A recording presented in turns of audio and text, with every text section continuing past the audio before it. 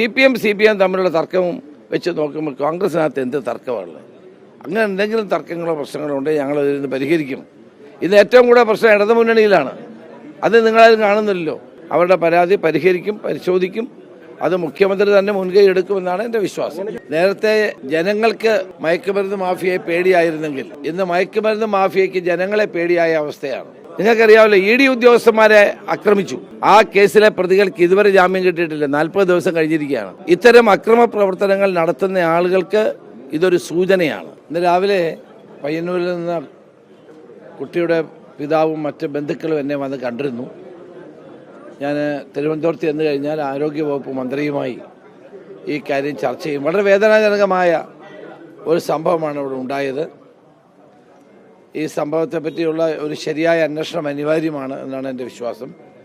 ഏതായാലും ആരോഗ്യമന്ത്രിയുമായി ചർച്ച ചെയ്ത് ഈ കാര്യത്തിലൊരു തീരുമാനം ഉണ്ടാകും. ഓപ്പറേഷൻ തുഫാൻ കേരളത്തിൽ ഒരു വൻ മുന്നേറ്റമാണ് നടത്തിക്കൊണ്ടിരിക്കുന്നത്. ഇന്ന് കേരളത്തിലെ മുഴുവൻ ജനങ്ങളും പിന്തുണയ്ക്കുന്ന ഒരു വലിയ പദ്ധതിയായി ഇത് മാറിയിട്ടുണ്ട്.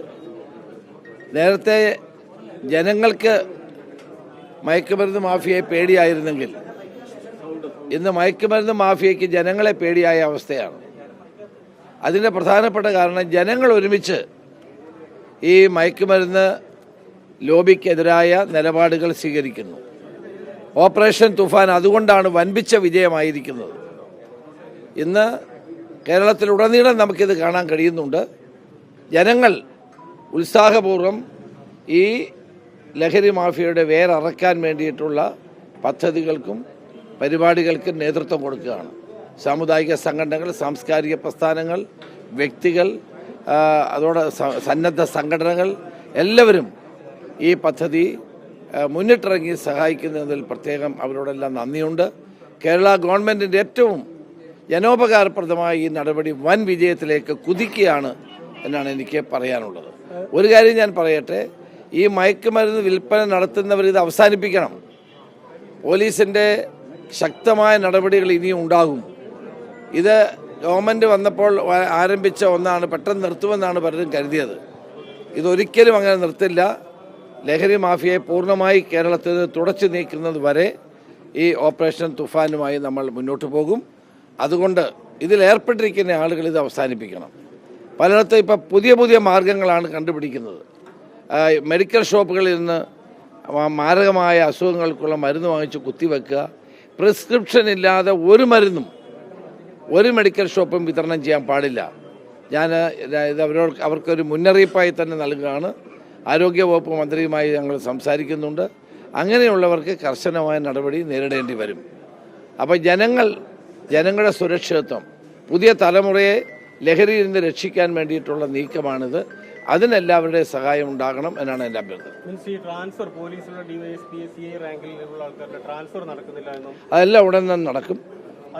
എല്ലാ കാര്യങ്ങളും ഉടൻ തീരും. നമുക്കറിയാമല്ലോ, 1.5 മാസം ഈ ഗവൺമെൻറ് വന്ന ശേഷം ഏകദേശം 2 മാസമാണ് ഇന്നലെ ആയത്. അപ്പോൾ അതിൻ്റെതായ സമയങ്ങളെടുക്കും. പെട്ടെന്ന് ഇതെല്ലാം തീരുമാനിക്കും. പിന്നെ അതുപോലെ തന്നെ ഈ CPM നേതാക്കൾക്കുള്ള പിന്തുണ അല്ലെങ്കിൽ പ്രൊട്ടക്ഷൻ, അതുപോലുള്ള പോലീസ് ഗാർഡുകൾ, ഗൺമാൻമാരൊക്കെ ഇപ്പോഴും പിന്തുണ തുടരുന്നു എന്നുള്ള രീതിയിലുള്ള പരാതികൾ പല സ്ഥലത്തും ഉയർന്നു നിൽക്കുന്നു. അതിൻ്റെ കാരണം അത് തീരുമാനിക്കുന്നത് ഞാനല്ല. അത് അതിനൊരു കമ്മിറ്റിയുണ്ട്. ഹോം സെക്രട്ടറി സെക്യൂരിറ്റിയെ പറ്റി പരിശോധിക്കാനൊരു കമ്മിറ്റിയുണ്ട് ഹോം ഡിപ്പാർട്ട്മെൻറ്റിൽ. അപ്പോൾ ആ കമ്മിറ്റി ഓരോ കേസും പരിശോധിച്ചിട്ടാണ് പ്രൊട്ടക്ഷൻ കൊടുക്കാറുള്ളതും കൂട്ടുകയും കുറയ്ക്കുകയും ഒക്കെ ചെയ്യുന്നത്. അത് പീരിയോഡിക്കലായി ഒരു 6 മാസം കൂടിയിരിക്കുമ്പോൾ ഈ കമ്മിറ്റി കൂടാറുണ്ട്. ആ കമ്മിറ്റി വരാൻ പോകുന്നേ ഉള്ളൂ.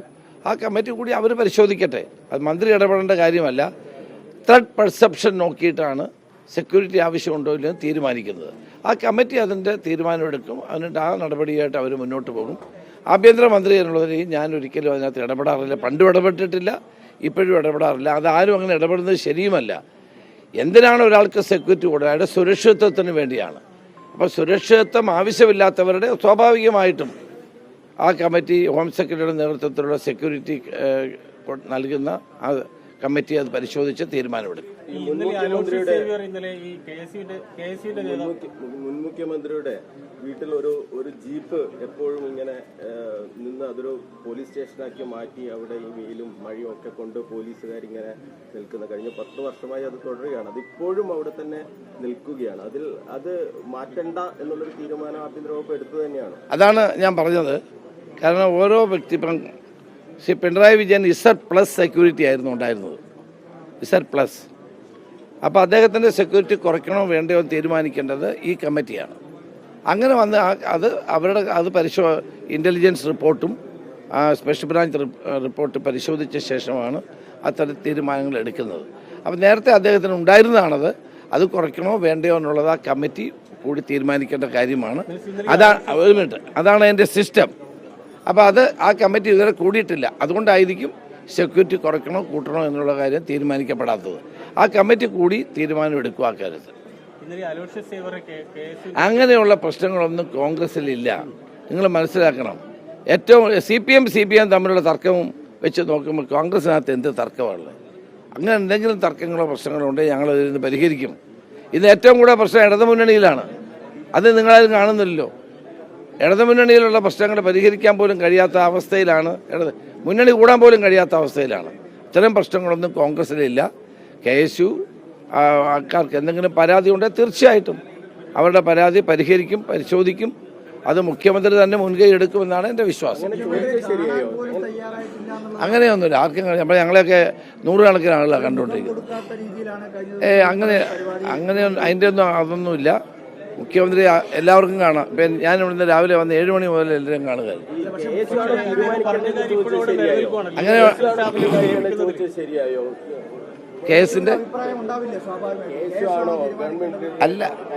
അല്ല KSUക്കാർക്ക് അഭിപ്രായം ഉണ്ടെങ്കിൽ അത് പറയുന്നതിൽ തെറ്റൊന്നുമില്ല. അവർ അഭിപ്രായങ്ങൾ പണ്ടും പറഞ്ഞിട്ടുണ്ട്. അവർ പറയുന്നതിൽ തെറ്റൊന്നുമില്ല. പക്ഷേ അതിന് ചില രീതികളുണ്ട്. അത് മുഖ്യമന്ത്രിയെ കണ്ടവർക്ക് പറയാൻ കഴിയുന്ന കാര്യമാണ്. മുഖ്യമന്ത്രി കണ്ട കാര്യങ്ങൾ പറഞ്ഞാൽ അത് അദ്ദേഹം ഉൾക്കൊള്ളുമല്ലോ, ഉൾക്കൊള്ളാതിരിക്കില്ലല്ലോ. അതും അദ്ദേഹം മാത്രം, ഞങ്ങളൊക്കെ ഉൾക്കൊള്ളുമല്ലോ. ഏതായാലും നിങ്ങൾ വിചാരിക്കുന്ന പോലെ യാതൊരു പ്രശ്നവുമില്ല.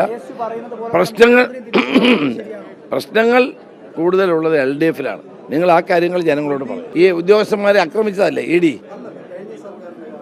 അതെനിക്ക് പരിശോധിക്കാതെ പറയാൻ കഴിയില്ല. നിങ്ങൾക്കറിയാമല്ലോ, ED ഉദ്യോഗസ്ഥന്മാരെ ആക്രമിച്ചു. ആ കേസിലെ പ്രതികൾക്ക് ഇതുവരെ ജാമ്യം കിട്ടിയിട്ടില്ല. 40 ദിവസം കഴിഞ്ഞിരിക്കുകയാണ്. നിങ്ങൾ ആലോചിച്ച് നോക്കുക. ഇത്തരം അക്രമ പ്രവർത്തനങ്ങൾ നടത്തുന്ന ആളുകൾക്ക് ഇതൊരു സൂചനയാണ്. 40 ദിവസം കഴിഞ്ഞിട്ടും ഇതുവരെ പ്രതികൾക്ക് ജാമ്യം കിട്ടുന്നില്ല. അപ്പോൾ അക്രമമല്ല ആവശ്യം. ED ഉദ്യോഗസ്ഥന്മാർക്ക് നേരെ നടത്തിയ അക്രമം അന്ന് തന്നെ എല്ലാവരും അപലപിച്ചതാണ്. 40 ദിവസം കഴിഞ്ഞിട്ട്, 40 ദിവസമാണ് എൻ്റെ വിശ്വാസം, കഴിഞ്ഞിട്ട് അവർക്ക് ജാമ്യം കിട്ടാത്തത് എന്തുകൊണ്ടാണ്? അപ്പം ഇത് സമരം ചെയ്യുന്ന ആളുകൾ ഇതൊക്കെ മനസ്സിലാക്കണം. നമ്മുടെ നാട്ടിലെ നിയമവ്യവസ്ഥ അവരും മനസ്സിലാക്കണമെന്നാണ് എൻ്റെ അഭ്യർത്ഥന.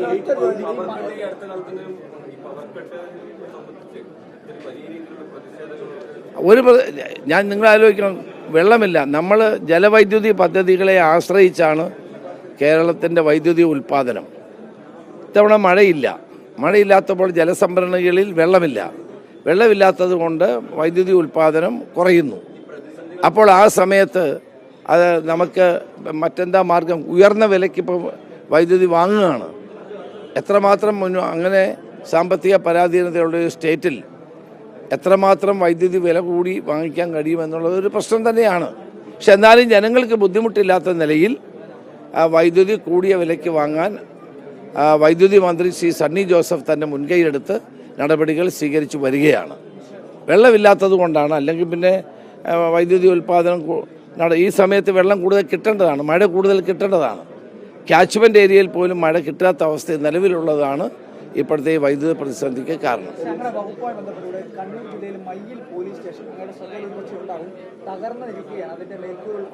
ഈ 10 വർഷം ഇത് തകർന്നു കിടന്നിട്ട് നിങ്ങളാരും പിണറായി വിജയനോട് ചോദിച്ചിട്ടില്ലല്ലോ. ആര് ചോദിച്ചത്? സംസ്ഥാന സെക്രട്ടറിയുടെ മണ്ഡലമായിരുന്നു. ഉറപ്പായിട്ടുണ്ടാവും. മയ്യൽ പോലീസ് സ്റ്റേഷൻ അവിടെ എന്താ ഇടിഞ്ഞു പൊളിഞ്ഞ് കിടക്കുക അല്ലേ? രാവിലെ DCC പ്രസിഡന്റ് എന്നോട് ഇത് ആവശ്യപ്പെട്ട കാര്യമാണ്. മയിൽ പോലീസ് സ്റ്റേഷൻ കെട്ടിടം പുതുക്കി പണിയും, അതിനുള്ള ഫണ്ട് ഞാൻ അലോട്ട് ചെയ്യും. ലോകത്തുള്ള എല്ലാ കാര്യം ചോദിക്കല്ലേ. കുമാറിന്റെ കാര്യത്തിൽ ഒരു തീരുമാനമായോ?